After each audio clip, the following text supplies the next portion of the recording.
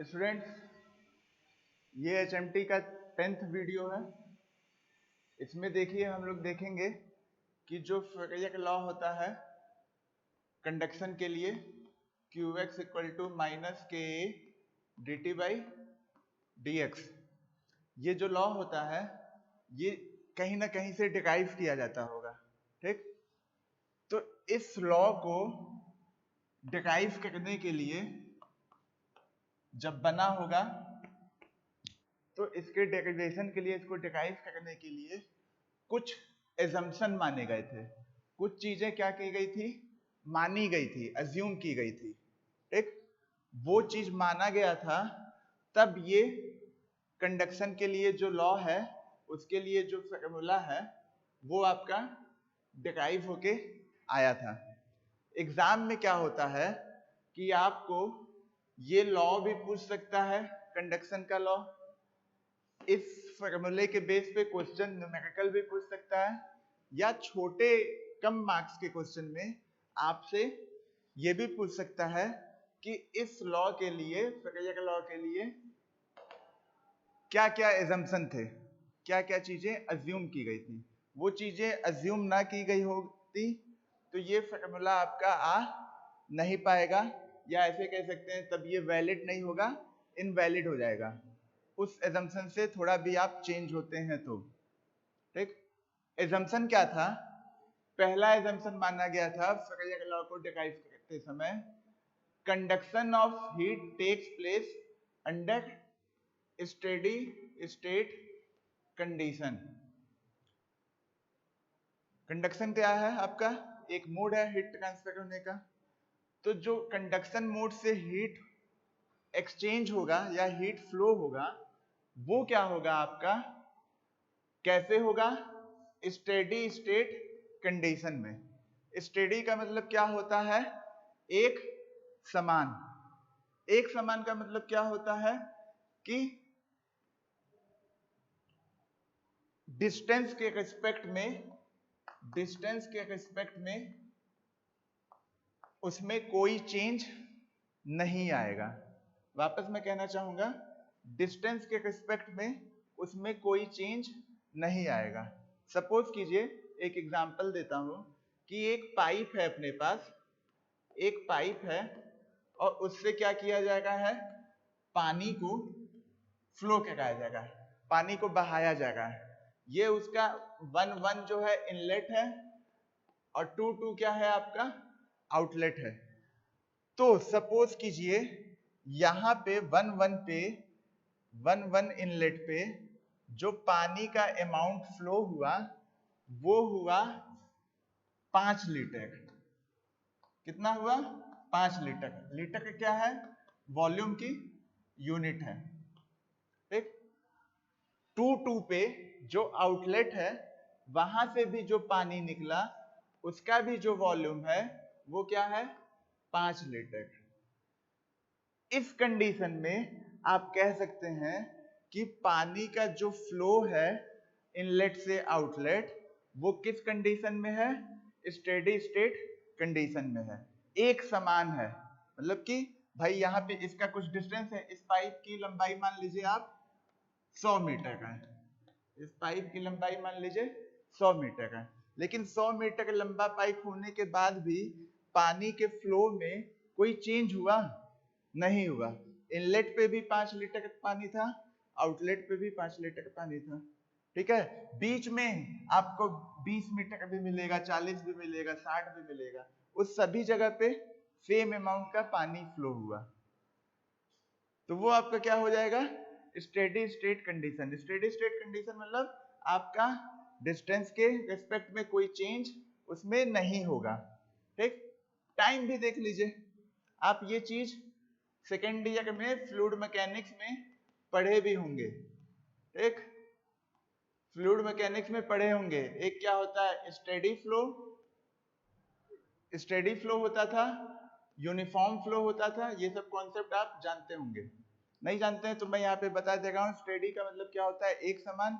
एक समान का मतलब ये है कि उसके अमाउंट में कोई चेंज नहीं होगा। यहाँ पे जो मैं एग्जांपल दिया हूँ वो पानी को लेके दिया हूँ। पानी का क्या है? वॉल्यूम। बट हम लोग बात किस चीज की कर रहे थे? एजम्पशन किसमें? फैराडे के लॉ में। उसमें पहला एजम्पशन क्या है कि conduction of heat takes place under steady state condition.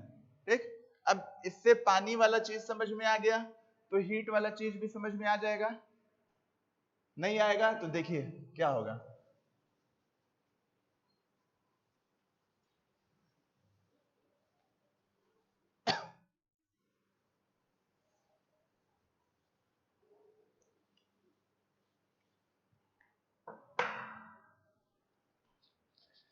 Suppose कीजिए कि एक अपने पास क्या है, वॉल है। ये क्या है? वॉल है। ठीक, ये इसका क्या है? इनसाइड सरफेस है। और ये क्या है? आउटसाइड है, आउटसाइड सरफेस। ठीक, अब इस वॉल, ये वॉल समझ लीजिए ऐसे है, ग्लास के शेप में, सिलिंड्रिकल, गोल गोल है वो। अब यहां पे क्या है? नीचे, नीचे क्या है? फ्यूल को जलाया गया है, फायर है। ठीक, अब जब ये आग है, फ्यूल को जलाया गया है, तो यहां क्या होगा? हीट आएगी, हीट आएगी। ये हीट इनसाइड सरफेस से कहां पे जाएगा? आउटसाइड सरफेस पे। यहां पे सपोज कीजिए कि आपका हवा या पानी है, यहां पे आउटसाइड है, एटमॉस्फेयर है। अब क्या हुआ? जो हीट है वो क्या है? यहां पे Q है, यहां पे क्या है? Q है। अब जो हीट फ्लो हुआ, conduction of heat takes place under steady state condition.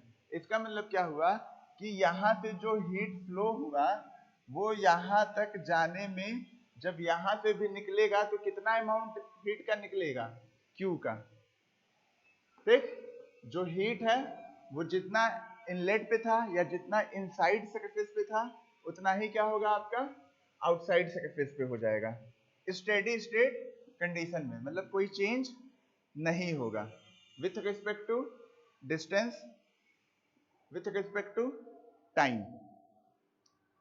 अगला क्या है? Heat flow is unidirectional. जो एजम्पशन है, टोटल 5 एजम्पशन है। सेकेंड एजम्पशन क्या है? Heat flow is unidirectional. जो हीट फ्लो होगा वो क्या होगा? यूनिडायरेक्शनल। यूनि का मतलब क्या होता है? एक। ठीक, तो जो हीट फ्लो होगा वो एक दिशा में होगा, एक डायरेक्शन में होगा। मान लीजिए यहां है तो यहां से हीट फ्लो इस साइड होगा, एक डायरेक्शन होगा। ऐसा नहीं होगा कि हीट इस साइड भी फ्लो होगा और हीट इस साइड भी फ्लो होगा, ऐसा नहीं होगा। अगर ऐसा होगा तो ये कौन कितना डायरेक्शन हो जाएगा? बाई। बाई मतलब दो, या दो से ज्यादा हो जाए। मान लीजिए इस डायरेक्शन में भी हीट फ्लो होने लगे तो वो क्या हो जाएगा? मल्टी हो जाएगा। मल्टी मतलब क्या हो जाएगा? मेनी, बहुत से। तो जो फैराडे का लॉ है इसको डिराइव किया गया था, तो एजम्पशन क्या माने थे हम कि जो हीट फ्लो है वो क्या है? यूनिडायरेक्शनल है, मतलब कि एक दिशा में है। ठीक, उसके बाद क्या है? थर्ड एजम्पशन क्या है? Temperature gradient is constant. Third assumption क्या है? Temperature gradient is constant. ये वॉल था।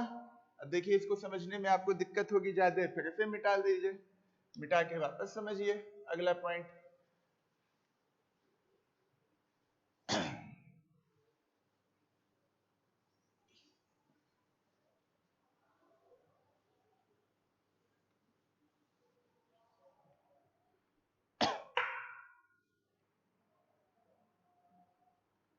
थर्ड क्या है? Temperature gradient is constant. इसका मतलब क्या है कि भाई dt बाई dx जो है वो क्या है? कांस्टेंट है। dt बाई dx क्या है?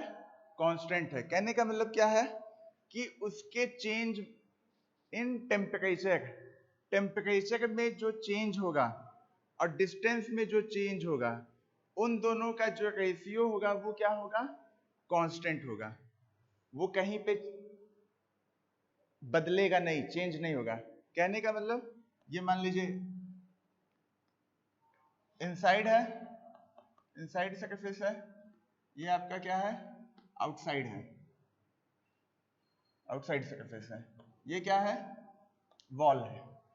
ठीक, अब जब हीट फ्लो होगा यहां से यहां में जाएगा, जब हीट फ्लो होगा तो उस यहां मान लीजिए ये एक है, यहां पे dt बाई डी एक्स का कुछ वैल्यू होगा, dt बाई डी एक्स का कुछ वैल्यू होगा।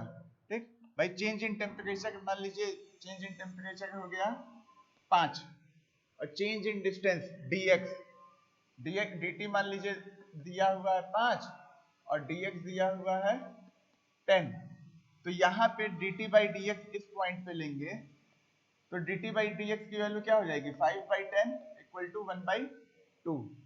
यही चीज अगर आप यहाँ पे लेंगे, इस पॉइंट पे लेंगे तो भी आपको क्या मिलेगी, 1 बाई 2। यही चीज यहाँ पे लेंगे तब भी आपको क्या मिलेगी, 1 बाई 2। मतलब कि जो टेम्परेचर का ग्रेडियंट है वो क्या है आपका, कांस्टेंट है, वो क्या है, कांस्टेंट है।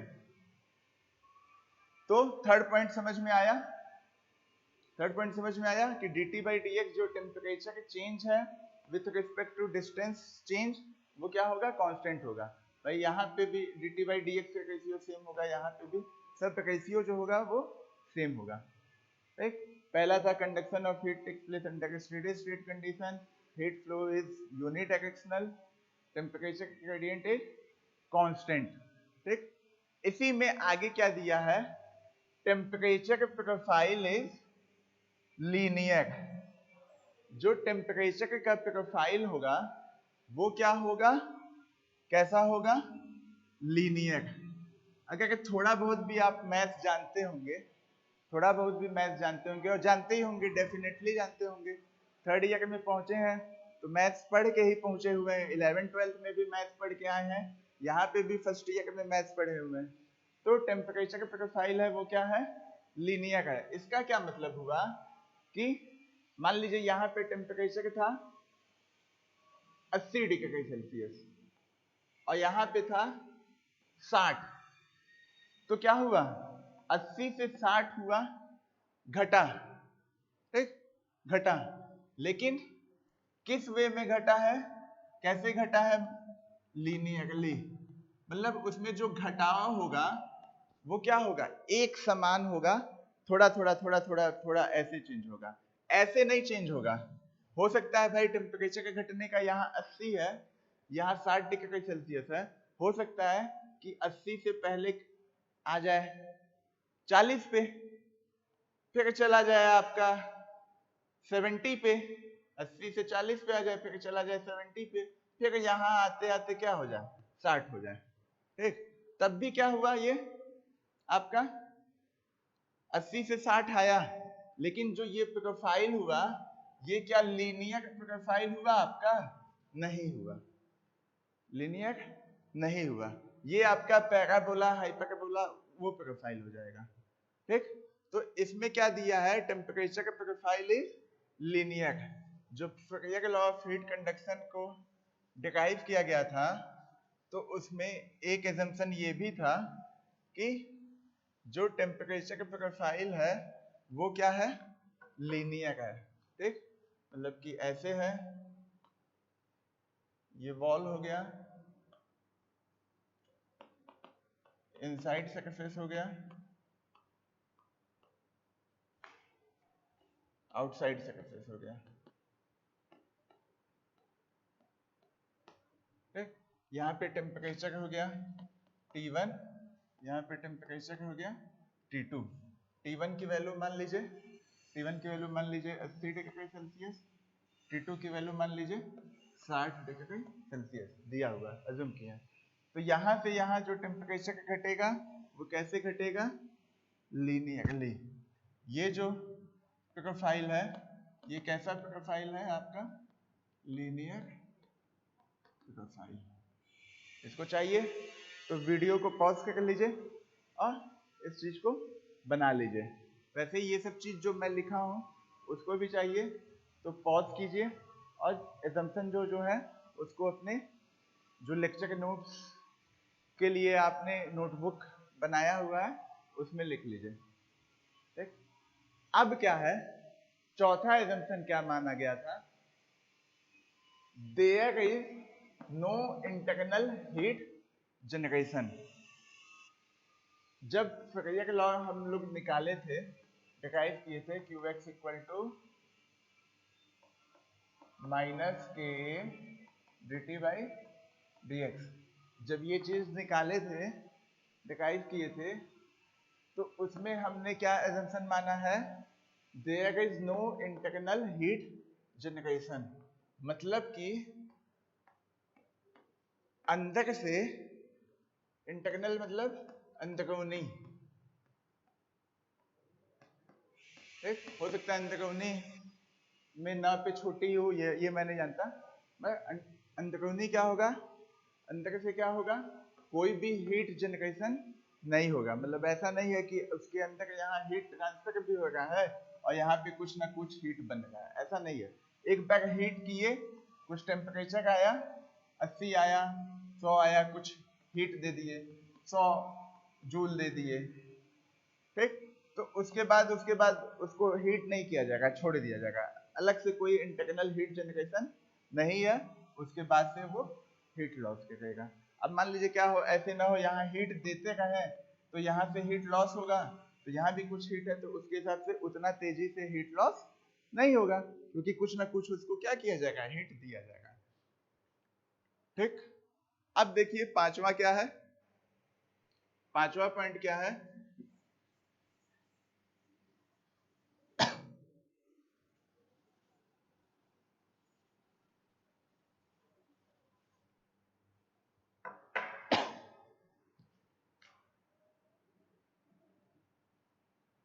पांचवा क्या है, material is homogeneous and isotropic.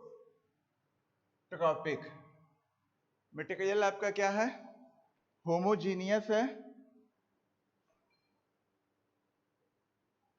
और आइसोट्रोपिक है। ठीक है, मटेरियल मतलब कौन सा मटेरियल, ये वॉल था, ये वॉल था, ठीक, तो ये वॉल किसी चीज का बना होगा, ये वॉल किसी चीज का बना होगा, किसी मटेरियल का बना होगा। वो मटेरियल अपना क्या हो सकता है, वो मटेरियल अपना आपका हो सकता है गोल्ड, गोल्ड की भी वॉल बन सकती है, सिल्वर, अल्युमिनियम, ठीक, बहुत से एक्सेट्रा, बहुत से मटेरियल का होगा। ठीक, बट क्या है, मटेरियल क्या है, होमोजीनियस है। आपको समझना क्या है, होमोजीनियस। दो चीज होता है, एक होता है होमोजीनियस और एक होता है हेट्रोजीनियस। ठीक, ये भी चीज आप लोग पढ़े होंगे, बट नहीं पढ़े हैं तो चलिए कोई बात नहीं। होमोजीनियस में क्या होता है कि जो वॉल है जिस मटेरियल का बना है, ठीक, वो क्या होगा, सेम चीज से मिलके सभी जगह पे बना होगा, मतलब कि उसका जो कंपोजिशन है, मटेरियल का जो कंपोजिशन है वो क्या होगा आपका, होमोजीनियस में, होमोजीनियस में मटेरियल का जो कंपोजिशन है वो क्या हो जाएगा, सेम हो जाएगा। ठीक, मतलब कि यहाँ पे भी मान लीजिए गोल्ड है, तो गोल्ड में, गोल्ड है, आप गोल्ड जानते हैं, लेकिन हो सकता है गोल्ड में कुछ मिलावट भी हो, इम्प्योरिटी भी हो। ठीक, हम लोग थर्मल कंडक्टिविटी में पढ़े भी हैं कि किसी मटेरियल में जब इम्प्योरिटी बढ़ती है, अशुद्धता बढ़ती है, तो उसकी थर्मल कंडक्टिविटी क्या हो जाती है, घट जाती है, उसकी थर्मल कंडक्टिविटी क्या हो जाती है, घट जाती है। ये अभी यहाँ इससे इसका कोई मतलब नहीं है, ये मैं ऐसे ही पहले भी बताया हूँ आपको वीडियो में, ऐसे ही बता दे रहा हूँ, इसको हटा दीजिए। एक है क्या कि मटेरियल जो अपना है वो क्या है, होमोजीनियस है। होमोजीनियस का मतलब उसका कंपोजिशन क्या होगा, सेम होगा।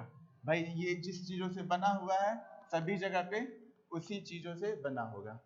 उसके बाद क्या है, अगला क्या है, एंड आइसोट्रॉपिक। सेकंड क्या है, आइसोट्रॉपिक। इसका मतलब क्या होता है, इसका मतलब क्या हुआ यहाँ पे,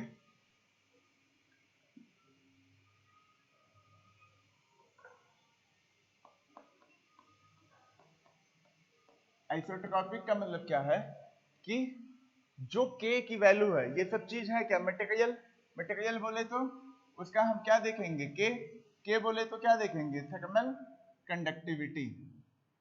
क्या देखेंगे, थर्मल कंडक्टिविटी। ठीक, तो जो थर्मल कंडक्टिविटी है वो क्या होगा, होमोजीनियस मटेरियल जिस चीज का बना है उसका कंपोजिशन सेम होगा। और आइसोट्रॉपिक का मतलब क्या हुआ कि जो थर्मल कंडक्टिविटी है वो किसी भी डायरेक्शन में, यहाँ यहाँ यहाँ यहाँ किसी भी दिशा में जो K की वैल्यू होगी वो क्या होगी, सेम होगी। कहीं पे भी K चेंज नहीं होगा। K चेंज नहीं होगा मतलब कि थर्मल कंडक्टिविटी कहीं पे भी चेंज नहीं होगी। ठीक, एक बार वापस देखिए, रिकॉल कर लिया जाए क्या है एजम्पशन। हम लोग माने हैं फैराडे के लॉ को डिराइव करने के लिए मैथमेटिकली लिखते हैं qx इक्वल टू माइनस के dt बाई dx। उस फॉर्मूले को डिराइव करने के लिए कुछ एजम्पशन थे। उस एजम्पशन में पहला एजम्पशन ये था, पहला क्या मतलब सीक्वेंस तो आप बदल सकते हैं। यहाँ पे पहला एजम्पशन ये है कि conduction of heat takes place under steady state condition. जो हीट का कंडक्शन हुआ है वो किस कंडीशन पे हुआ है, स्टेडी स्टेट कंडीशन पे हुआ है। सेकेंड असम्पशन क्या है कि heat flow is unidirectional. जो हीट फ्लो है वो क्या है, एक दिशा में है। यहाँ से इस साइड हीट फ्लो हुआ, ऐसा नहीं हुआ कि यहाँ से यहाँ भी हुआ और यहाँ से यहाँ भी हुआ, ये चीज नहीं हुआ। टेम्परेचर का ग्रेडियंट क्या है आपका, कांस्टेंट है, मींस dt बाई dx की वैल्यू क्या है, कांस्टेंट है। इसका क्या मतलब हुआ कि टेम्परेचर का चेंज होना विथ रिस्पेक्ट टू डिस्टेंस का चेंज होना, ये उसका जो रेशियो होगा वो क्या होगा आपका, कांस्टेंट होगा। और जो टेम्परेचर प्रोफाइल है वो कैसी है, लीनियर है। ठीक, उसके अलावा क्या असम्पशन है, there is no internal heat generation. कोई भी हीट जनरेशन इंटरनली इस केस में नहीं हुई गई है, ऐसा माना गया है, तभी वो फॉर्मूला अपना आया है। और फिफ्थ क्या है, material is homogeneous and isotropic. मतलब कि उस मटेरियल पे डिराइव किया गया उस फॉर्मूले को जो कि क्या है, होमोजेनियस है, मींस उसका कंपोजिशन सेम है। और आइसोट्रॉपिक है मतलब उसकी थर्मल कंडक्टिविटी किसी भी डायरेक्शन में चेंज नहीं हो रही है। तो ये हो गया आपका assumption for Faraday law of heat conduction. Madam pause कीजिए, पॉज।